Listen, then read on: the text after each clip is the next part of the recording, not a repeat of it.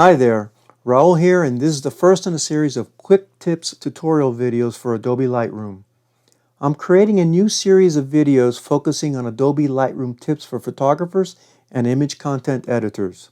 This video will cover the use of vignettes, which can be applied to all types of photography, including portrait, product, and landscapes. Vignettes in photography generally refer to the gradual darkening of borders around an image. So why would you want to ruin a perfectly good image with a vignette? First and foremost, vignettes are used as a creative tool to emphasize the main subject of an image. Conversely, vignettes are used to de-emphasize compositional elements surrounding the main subject of an image. For example, you may have an image that has distracting elements on the outer edges that could lead the eye away from the main subject. This is one of my stock images of a beautiful young woman from a lifestyles portrait shoot I did back in 2014. The background is a green landscape golf course with a light blue sky and tall trees. We have classic Rembrandt lighting on the subject's face, which is evident by the small triangle of light falling across the right side of her face. Right around here. If you see that triangle, you know you got Rembrandt lighting.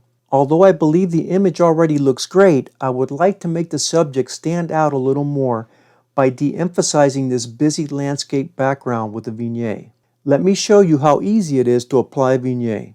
We're in the Develop module of Adobe Lightroom. The Post-crop Vignette tool is in the Effects panel towards the bottom right-hand side. The first parameter in this effect is the style. The style essentially refers to the blend mode that is used to create the vignette effect.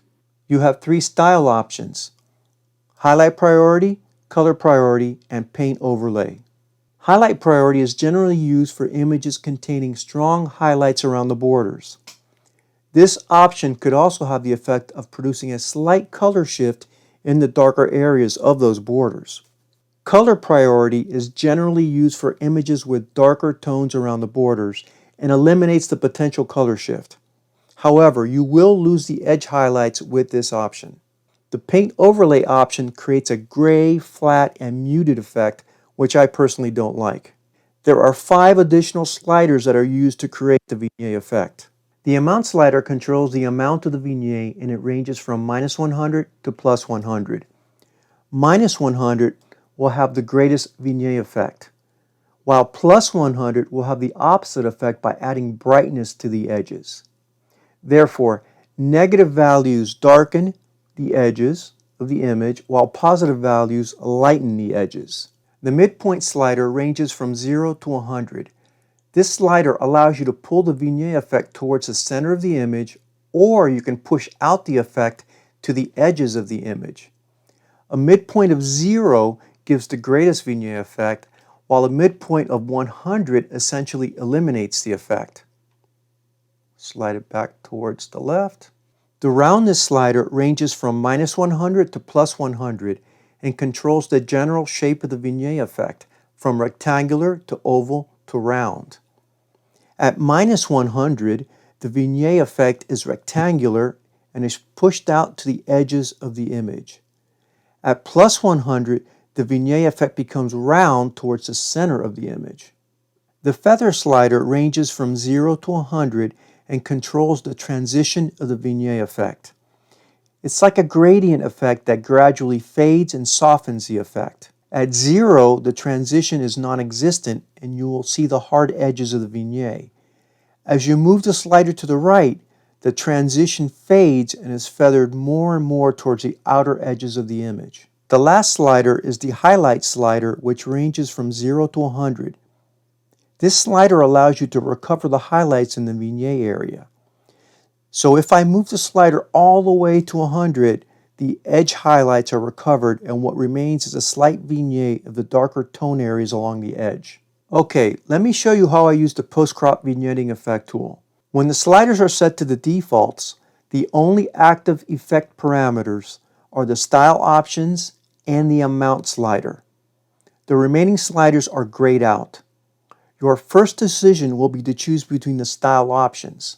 I'm going to choose the color priority first, and I will change it later to compare with the highlight priority option. My next step in the process is to adjust the amount slider to create the initial vignette in the image, which I will readjust at the end after I make the other adjustments. I then jump to the feather slider and set the amount to 0 so I can see a hard edge in the transition. You see a hard edge all the way around the frame now. I do this to allow me to accurately define the midpoint and roundness effects that I think will be appropriate for the image. I then go back to the midpoint slider and dial in the amount that I find appealing. In this case, I'm liking the midpoint at around 21. That's pretty good there. I then go to the roundness slider and dial in that amount. I want a slightly oval shape, so I think around 33 looks good. I then go back to the feather slider and dial in the transition that I think is appropriate.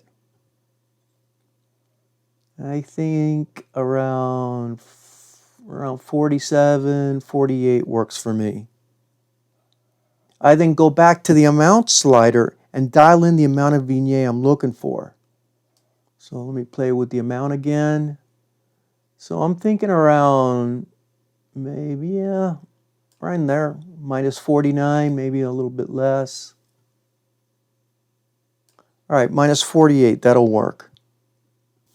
You can then dial back some of those edge highlights, but I think I will keep it at 0. So highlights here, I keep at 0. My last step is to go back to the style drop-down and toggle between highlight priority and color priority. So if I choose highlight priority, you see the highlights are recovered. Here in the top edge, the sky highlights are definitely brighter. If I go back to color priority, you can notice it's much darker around the edges. I prefer the color priority for the image because I want to keep it a bit darker and keep the focus on the subject. The vignette has the immediate effect of drawing your eyes to the subject in the image.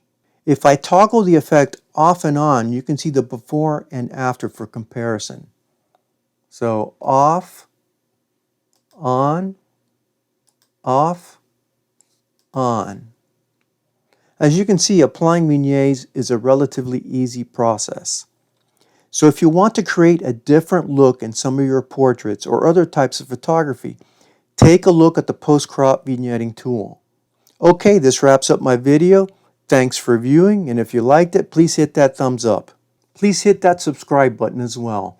I also have some excellent stock photography tips videos, so check them out if you are a stock photographer. I also have a link in the description section for Lightroom if you haven't subscribed to the Adobe Lightroom application. Stay tuned for more Lightroom tips. Catch you later. By the way, here are a few more before and after shots with vignettes.